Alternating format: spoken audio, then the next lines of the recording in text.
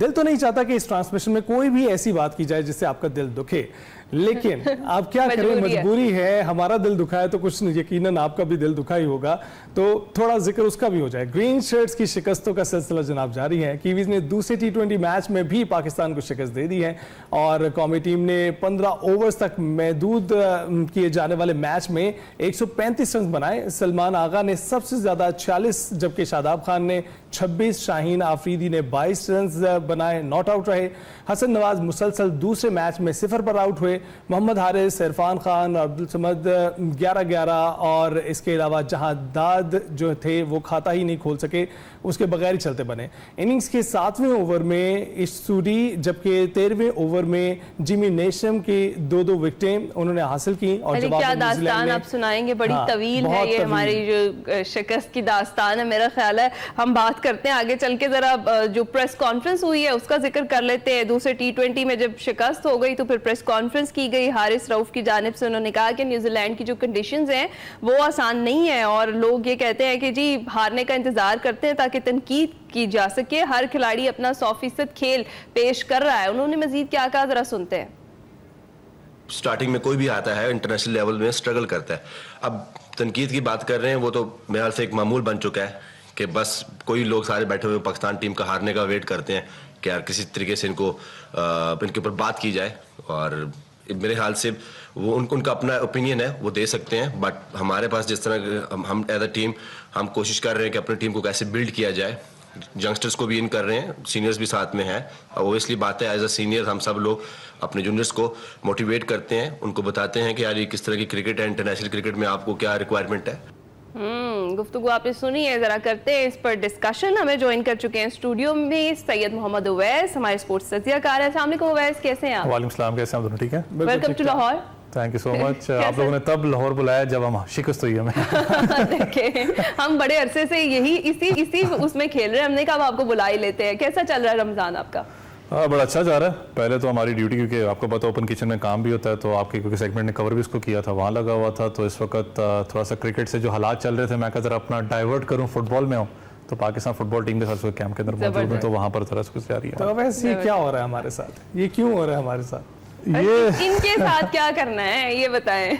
देखिए मसला मुझे पता है कि इस वक्त जैसे मैंने कहा ना कि मैं तनकीद पे या नेगेटिविटी या पॉजिटिविटी नहीं, मैं चलें एक सेंटर अपना रख के अपने बात करता हूं कि जिस वक्त हारिस रऊफ ने भी एक बात की, तो मैं एक सेकंड उसकी इसलिए बात करूंगा। अगर यंगस्टर्स की बात करूं, इससे पहले चैंपियंस ट्रॉफी में हमारी परफॉर्मेंस अच्छी नहीं थी, तो हम सब ने बैठ के कहा कि यार नहीं, नए लड़कों को लेके आओ, नए लड़कों को ले। मैंने भी कहा, आप सबने कहा ना कि नए लड़के आने चाहिए, आप नए लड़के लेके आते हो।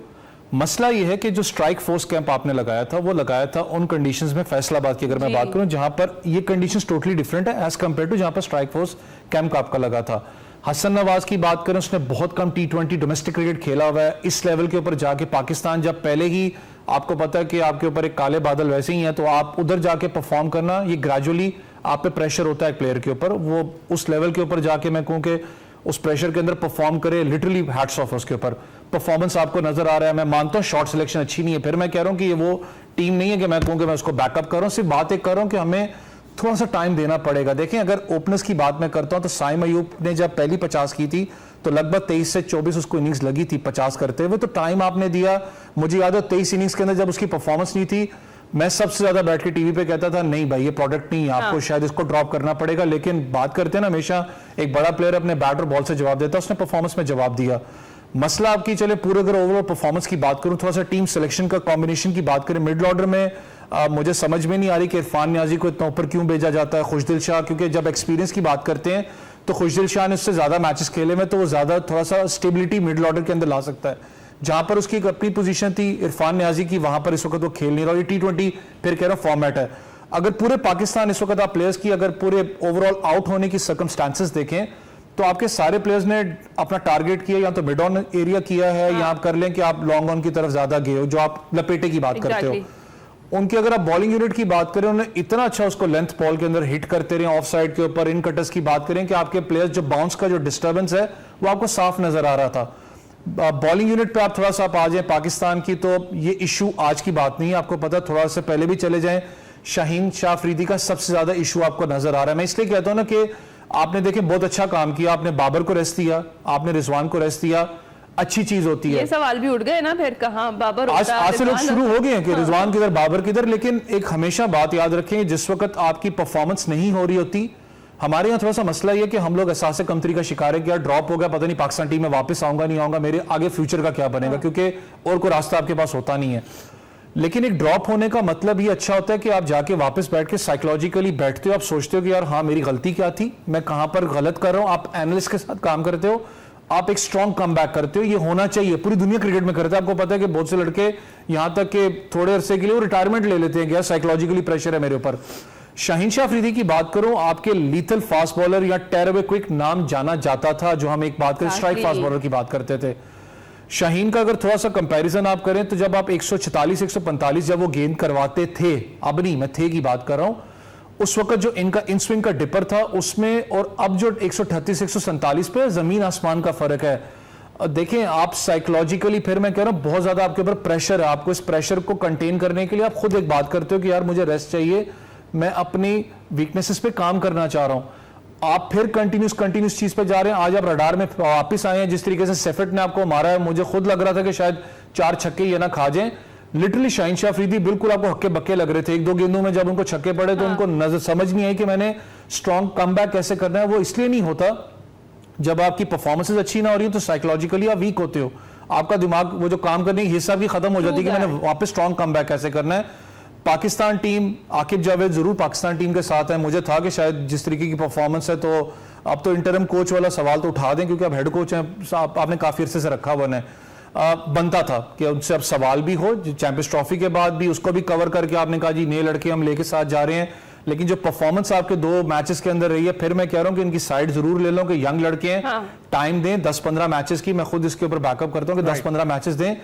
लेकिन आकिब जावेद ऐसा हेड कोच, लिटरली मैं कह रहा हूं कि क्वेश्चन मार्क। ये तो आप पहले भी इस पे बात होती रही है, तनकीद होती रही है, लेकिन इस वक्त बताएं कि जो इस वक्त जिस सतह पर हमारी कौमी टीम है, आपको लगता है इससे लोएस्ट पॉइंट था कभी हिस्ट्री में कौमी टीम के लिए? देखिए अल्लाह ना करे कभी ऐसा लोवेस्ट पॉइंट आपके पास आए। मुझे पता है कि आज के मैच के बाद बहुत से लोग बेशक बाबर रिजवान कर रहे हैं, बहुत से लोग ऐसी बात भी कर रहे हैं कि आपको क्वालिफिकेशन राउंड ना खेलना पड़ जाए पाकिस्तान का। वो कभी अल्लाह ना करे कभी होगा इंशाल्लाह ताला, कि इतना भी बुरा दिन नहीं पाकिस्तान क्रिकेट के ऊपर आया। देखें प्लेयर्स को तो मैं भी बैठ के यहाँ तनकीद कर सकता हूँ, बहुत से लोग करते हैं तनकीद। असल जड़ क्या है? असल जड़ पकड़नी है, असल जड़ आपकी मैनेजमेंट है। आपके चाहे वो आप कमेंटेटर्स की बात सुन लें कि कितने ज्यादा क्रिकेट बोर्ड के अंदर आपके चेयरमैन चेंज हुए। आपके जब भी चेयरमैन चेंज होता है पूरा का पूरा सेटअप आप नीचे चेंज करते हो। चाहे वो क्रिकेट का स्ट्रक्चर की बात करूं, मैं नेशनल टीम की बात करूं, डोमेस्टिक का भी आप चेंज करते हो, जो डिस्टर्बेंस पैदा करता है। उसके बाद आपके कितने ज्यादा कोचेज आपने चेंज किए। आपको याद हो कि कमेंटेटर्स चैंपियंस ट्रॉफी में ये मजाक बन गया था हमारा कि अगर आप पार्ट टाइम नौकरी 2-3 दिन के लिए करना चाहते हो तो आप पाकिस्तान जाके कर लो, आपको मिल जाएगी वहां पर।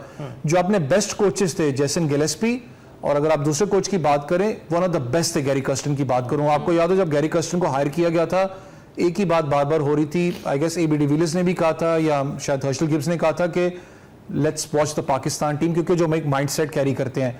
गिलेस्पी का खुद मैंने इंटरव्यू किया था अपने शो के लिए, उन्होंने कहा था कि आते ही मेरे पास कोई जादू की छड़ी नहीं है कि मैं आते ही पाकिस्तान टीम को ठीक कर दूं, मुझे टाइम चाहिए और आपको टाइम देना पड़ता है। आप जो भी कोच लेके आओगे उसको कम से कम 1-2 देने पड़ते हैं, उस सेटअप को समझता है तब जाके रिजल्ट्स पैदा होते हैं। आप कहें कि कोई भी एक नया कोच आ जाए और जो भी हालात हैं आपके जो आपने किया है इस पे आप माने या ना माने, कोई आपको गोरा कोच नहीं आपके पास आएगा, वो वही आएगा जो बेचारा मार्केट में नौकरी तलाश कर रहा होगा। लेकिन जितनी डिस्टर्बेंस आप कर चुके हैं पाकिस्तान क्रिकेट बोर्ड के अंदर, आज भी टाइम भी हमने भगा दिया और वो सही साबित हुए हैं। वो उनका चला जाना ये साबित करता है कि वो पहले से देख रहे थे, दे वर फोरसेइंग इट, और वो चले गए। अब जो हमारे पास मौजूद हैं, हम समझेंगे कि कंट्रीब्यूटर्स सभी के हैं, सिर्फ इंतजामिया नहीं है, आप खिलाड़ी भी कोई परफॉर्म नहीं कर रहा, यानी पुराने हो नए हो कोई परफॉर्म नहीं कर रहा। इस वक्त कौमी क्रिकेट टीम की जो हालत है, हालत ज़ार है आपके सामने।